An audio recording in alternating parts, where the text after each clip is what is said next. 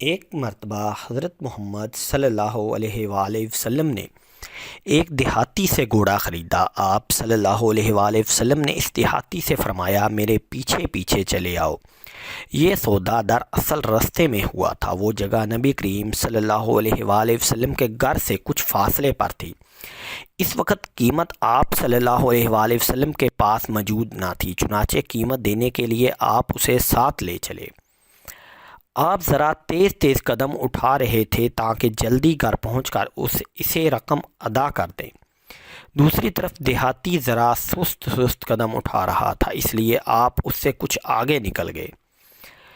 اسی دوران کچھ لوگ اس دیہاتی سے گھوڑے کا باؤ تاؤ کرنے لگ گئے۔ انہیں یہ بات تو معلوم نہیں تھی کہ نبی کریم صلی اللہ علیہ وآلہ وسلم اس گھوڑے کو پہلے ہی خرید چکے ہیں۔ کسی نے اس گھوڑے کی قیمت زیادہ لگا دی، اس لیے دیہاتی وہیں سے پکارا،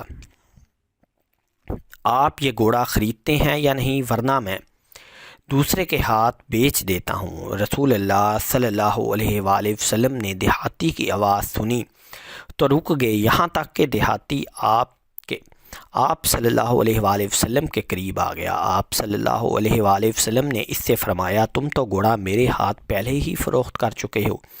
اس پر وہ مکر گیا، بولا، نہیں، میں نے گھوڑا آپ کے ہاتھ نہیں بیچا۔ آپ صلی اللہ علیہ وآلہ وسلم نے فرمایا، تم نے گھوڑا میرے ہاتھ فروخت کیا ہے، میں نے یہ تم سے خریدا ہے۔ آپ صلی اللہ علیہ وآلہ وسلم نے کئی بار یہ بات فرمائی۔ ایسے میں دیہاتی نے کہا، آپ اپنا گواہ لائیں، یہ گواہی دے کہ میں نے یہ گھوڑا آپ صلی اللہ علیہ وآلہ وسلم کے ہاتھ فروخت کیا ہے۔ اسی دوران وہاں کچھ لوگ جمع ہو گئے۔ انہوں نے دیہاتی کو بتایا، اے شخص، یہ اللہ کے رسول ہیں، جھوٹ نہیں بول سکتے، سچ یہی ہے، تو غلط بات کر رہا ہے۔ دیہاتی اب بھی نہ مانا۔ ایسے میں ایک صحابی وہاں آ گئے۔ انہوں نے ساری بات سن کر فوراً کہا، میں گواہی دیتا ہوں تو نے یہ گھوڑا ان کے ہاتھ بیچا ہے۔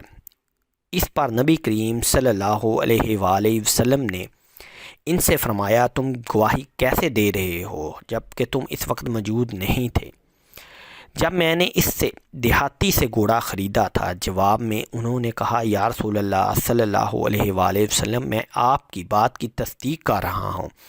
آپ اللہ کے پیغمبر ہیں، جو کچھ فرماتے ہیں حق ہی فرماتے ہیں۔ سبحان اللہ، سبحان اللہ۔ اس لیے میں نے یہ گواہی دی ہے۔ یا رسول اللہ صلی اللہ علیہ وآلہ وسلم ان کا اخلاق دیکھ کر فرمایا، آج کے بعد خزیمہ جس کے حق میں یا خلاف گواہی دیں گے تو ان کی گواہی ہی کافی ہو جائے گی، کیونکہ ان کی گواہی دو آدمیوں کی گواہی کے برابر ہے۔ اس دن سے یہ صحابی حضرت خزیمہ بنت ثابت ختمی رضی اللہ تعالی عنہ ذو شہادتین، یعنی دو گواہیوں والے، مشہور ہو گئے۔ حضرت خزیمہ رضی اللہ تعالی عنہ کا تعلق قبیلہ اوس سے تھا۔ والدہ کا نام قبصہ بن اوس تھا۔ نبی کریم صلی اللہ علیہ وآلہ وسلم کے مدینہ منورہ میں تشریف لانے سے پہلے حضرت معاذ بن عمیر رضی اللہ تعالیٰ عنہ کی تبلیغ کے نتیجے میں مسلمان ہوئے۔ اسلام لانے کے بعد انہوں نے بتوں سے شدید نفرت کی۔ انہوں نے ایک پرجوش ساتھی عمر بن عدی رضی اللہ تعالی عنہ کو ساتھ لیا اور بنو ختمی کے تمام بت توڑ ڈالے۔ نبی کریم صلی اللہ علیہ وآلہ وسلم مدینہ منورہ تشریف لائے تو غزوات کا سلسلہ شروع ہوا۔ قریباً سبھی غزوات میں حضرت خزیمہ بنت ثابت رضی اللہ تعالی عنہ نے شرکت کی۔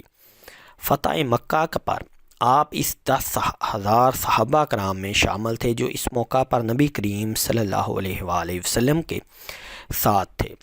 نبی پاک صلی اللہ علیہ وآلہ وسلم نے بنو ختمی کا جھنڈا انہیں عطا فرمایا۔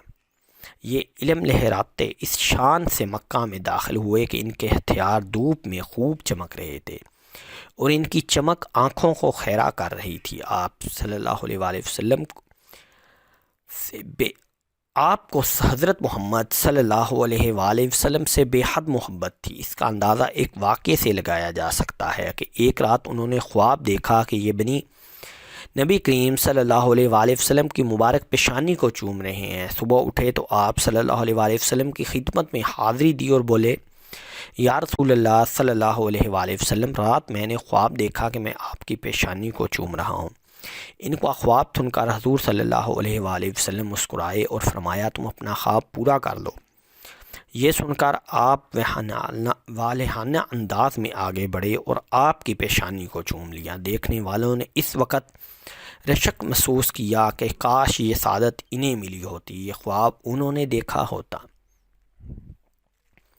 قبیلہ اوس کے لوگ حضرت خدیمہ رضی اللہ تعالیٰ عنہ کے شرف پر فخر کیا کرتے تھے۔ آپ رضی اللہ تعالیٰ عنہ 38 کے قریب حدیث کے راوی بھی ہیں۔ آپ رضی اللہ تعالیٰ عنہ جنگ صفین میں شہید ہوئے۔ اللہ تعالیٰ کی آپ پر ہزارہ رحمتیں ہوں، آمین یا رب العالمین۔ سبحان اللہ، سبحان اللہ، سبحان اللہ۔